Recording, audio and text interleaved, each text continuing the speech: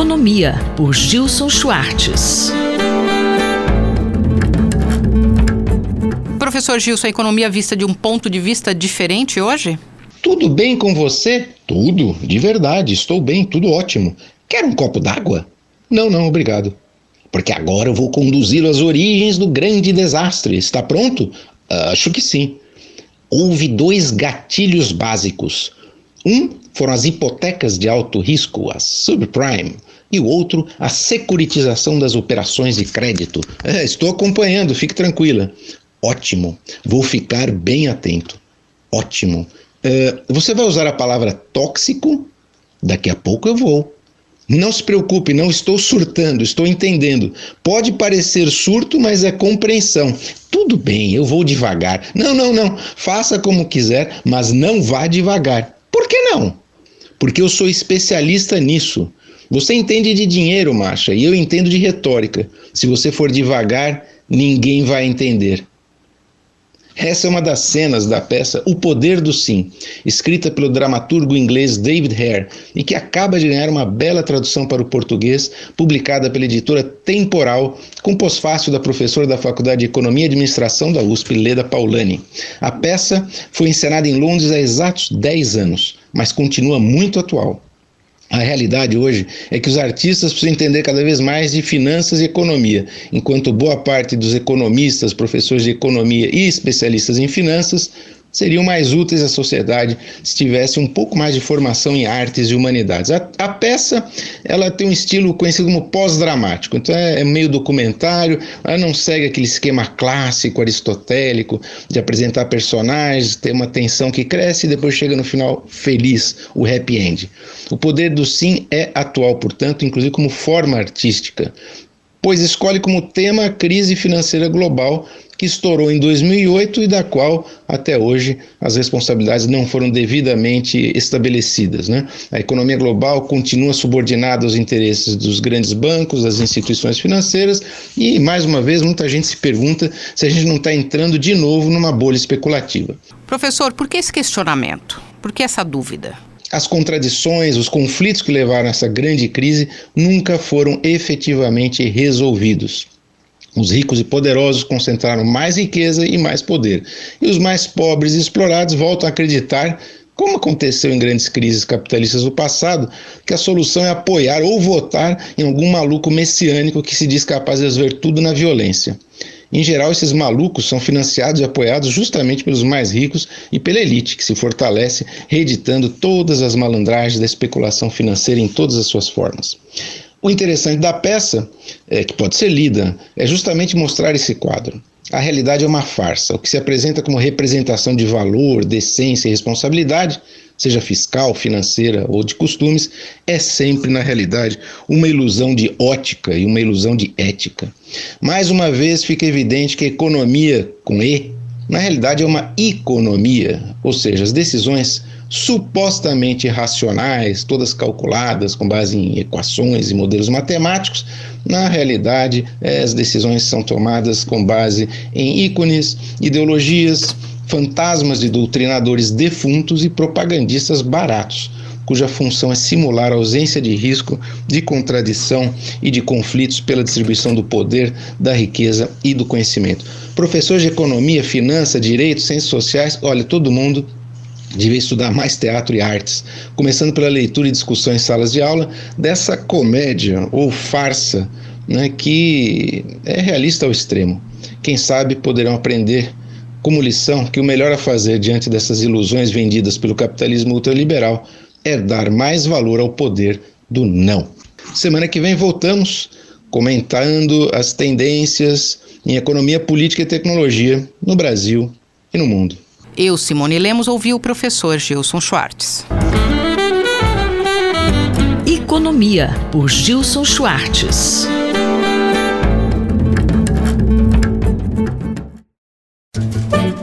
Horizontes do Jornalismo, por Carlos Eduardo Lins da Silva. Professor Carlos Eduardo, uma pesquisa recente indica que nenhuma fonte de notícias tem a confiança da maioria dos norte-americanos. Republicanos e democratas, eles têm percepções diferentes em relação aos veículos de mídia tradicionais, Fox News, CNN, New York Times, etc. Como esse quadro pode influenciar na postura da imprensa e nas eleições para presidente nos Estados Unidos esse ano? Olha, essa pesquisa que é do Pew Research, uma das mais respeitadas instituições de estudos sobre a mídia nos Estados Unidos, mostra a que ponto se chegou naquele país a polarização ideológica. Segundo a pesquisa, os republicanos só confiam basicamente em um meio de comunicação, que é a rede de TV por cabo Fox News. Enquanto isso, os democratas são menos sectários em relação a um só veículo. Eles confiam mais na CNN, mas também confiam em outros veículos como o jornal New York Times e diversos outros. De uma maneira geral, isso demonstra que os Estados Unidos estão se tornando um país realmente de duas alas. E uma não entende a outra, uma não consegue perceber os problemas do país e o mundo como a outra e não consegue sequer consumir as informações que a outra ala consome. Essa divisão é muito grave, muito maléfica para o país, como se viu esta semana no processo de impeachment do presidente Trump e como vai se ver com mais força ainda nas eleições. A desconfiança dos republicanos, ela vem crescendo ao longo do tempo e provavelmente isso se deve também aos ataques constantes do presidente Trump contra a imprensa. Existe alguma luz no fim do túnel, professor, para o trabalho dos jornalistas nesse contexto? O que tem ocorrido é que os jornalistas não têm reagido de uma maneira correta a esses ataques que o governo Trump e os republicanos, de modo geral, têm feito contra eles. Por exemplo, na semana passada, no dia do discurso do Estado sobre a União, o presidente Trump recebeu para um almoço off the records chefes de redação de diversos veículos, mas vetou a presença da CNN, que é talvez o principal adversário do ponto de vista do presidente Trump do governo. Os outros veículos compareceram ao almoço sem nenhum tipo de reação ao fato de que um dos mais importantes meios de comunicação do país tinha sido vetado. Em comparação, na Grã-Bretanha, 2 semanas atrás, quando o primeiro-ministro Boris Johnson fez coisa similar ao vetar a presença de alguns veículos numa entrevista coletiva que ele iria dar, os demais se recusaram a fazer a entrevista. Eu acho que esse tipo de reação, que é polêmico, demonstra uma certa união entre jornalistas. No caso do almoço do presidente Trump, me parece que foi inadequado que os veículos tivessem comparecido, já que não se tratava de uma entrevista formal, se tratava de um evento social. Então, eu acho que se um dos veículos foi vetado, não sei se os outros deveriam ter participado. Mas, em todo caso, não importa se é certo ou errado, o importante é ressaltar que esse tipo de situação se torna cada vez mais comum nos Estados Unidos e é preciso que nós tentemos que isso não aconteça no Brasil também, onde começa a haver uma divisão entre os leitores de alguns veículos, consumidores de alguns veículos, porque esses veículos se opõem mais ostensivamente ao presidente Bolsonaro, e os de outros porque esses apoiam mais ostensivamente o presidente Bolsonaro. A lição dos Estados Unidos é uma lição que deve ser estudada com calma, porque os efeitos para a sociedade de uma nação tão dividida e polarizada como está a nação americana são muito negativos. O jornalista e professor Carlos Eduardo Lins da Silva, colunista da Rádio USP, conversou comigo, Márcia Blasques. Horizontes do Jornalismo, por Carlos Eduardo Lins da Silva.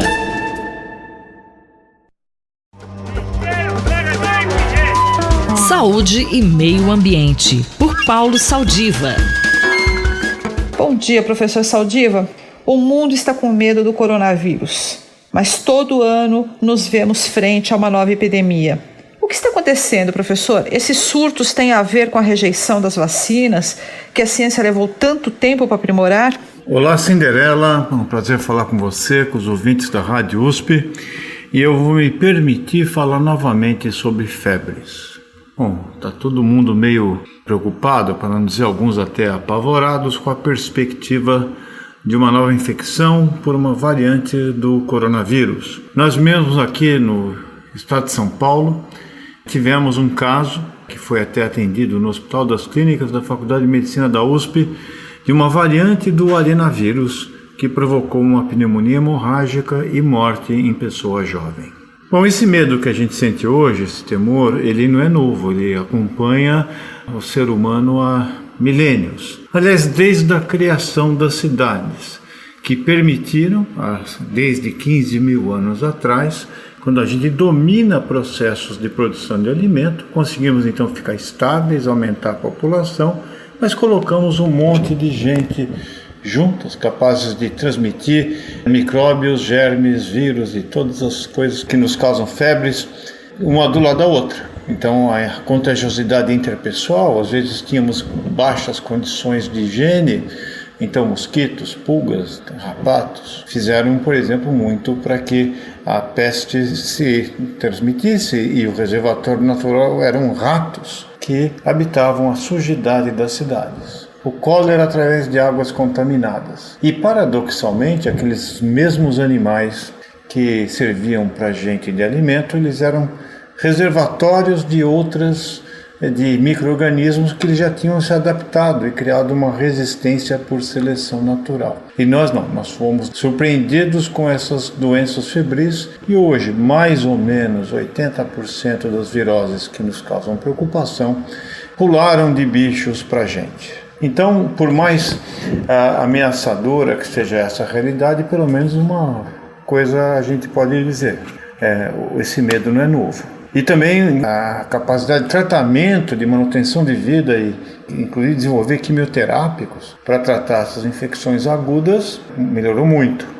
E também a nossa capacidade de produzir vacinas. E paradoxalmente todos esses progressos, remédios, antibióticos e mesmo vacinas têm sido objeto de uma controvérsia e grupos que negam o uso das vacinas. É como se estivéssemos regredindo no uso dessas medicações por termos perdido o medo das doenças que nos assolam.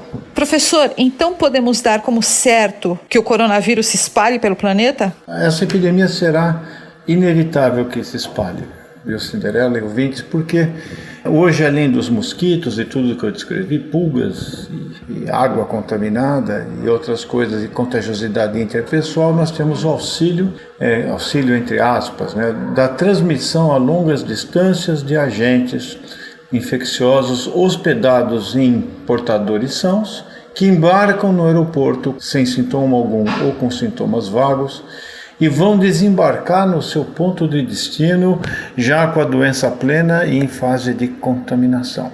Então é impossível no mundo de hoje evitar que rapidamente, em questão de semanas, esse vírus se espalhe. E só para você ter uma ideia, a grande epidemia de influenza do início do século XX, a gripe espanhola, que não era espanhola, na verdade ela nasce nos Estados Unidos, e ela se espalha, mas demorou cerca de 7 a 8 anos para virar uma pandemia global, porque as pessoas se locomoviam muito menos e quando o faziam de navio. Hoje não, hoje o tráfego de pessoas é muito grande nos ares, então além de asas de mosquito, temos as asas dos jatos. Bom, qual que é o remédio para isso? Higiene, prevenção, um sistema de saúde organizado, e vamos lembrar da importância do SUS nisso, que é capaz de fazer vigilância, e principalmente uma pesquisa ativa em vacinas. Eu sou Cinderela Caldeira e conversei com o professor Paulo Saldiva para a Rádio USP. Voltamos na próxima semana. Saúde e Meio Ambiente, por Paulo Saldiva. Corpo em Movimento, por José Carlos Fará.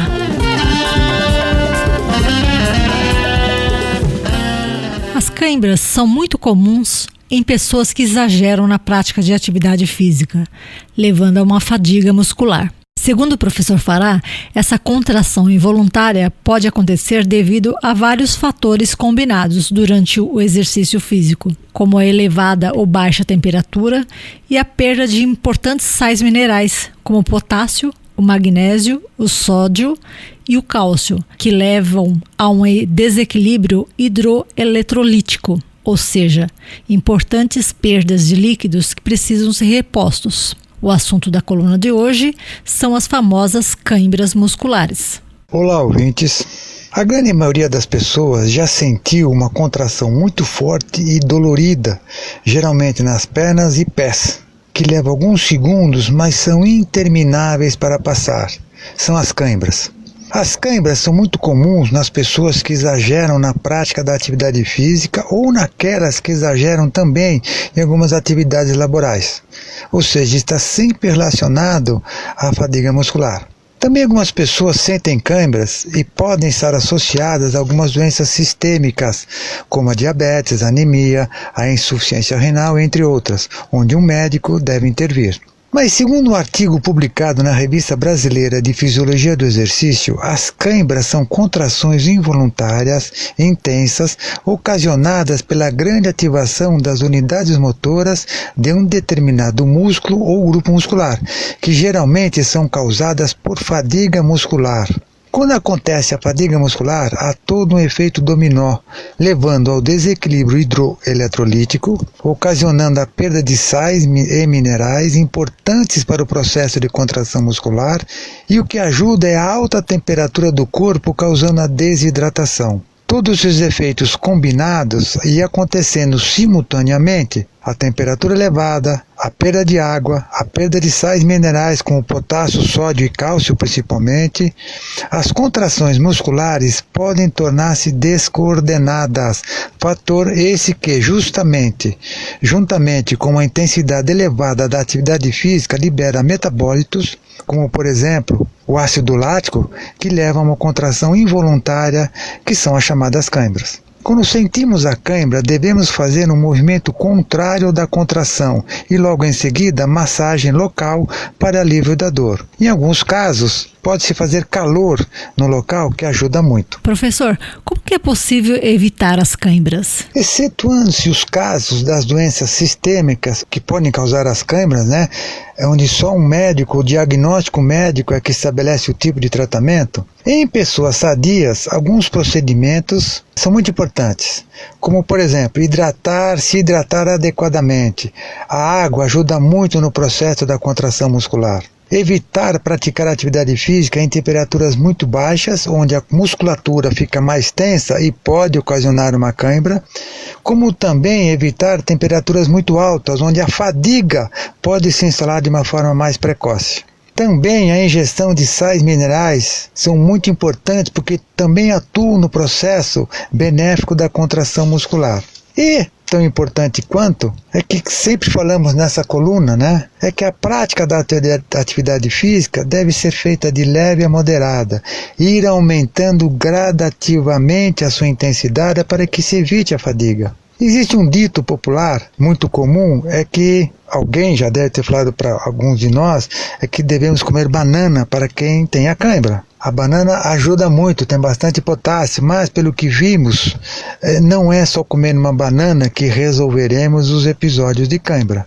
Sempre temos em mente que não devemos exagerar. A prática da atividade física saudável, ela nunca chega no processo de fadiga. Este é José Carlos Fará, falou comigo, Ivanir Ferreira, para a Rádio USP. Anote aí, se você tiver alguma dúvida ou queira mandar alguma sugestão para essa coluna, envie um e-mail para ouvinte@usp.br, aos cuidados do professor Fará.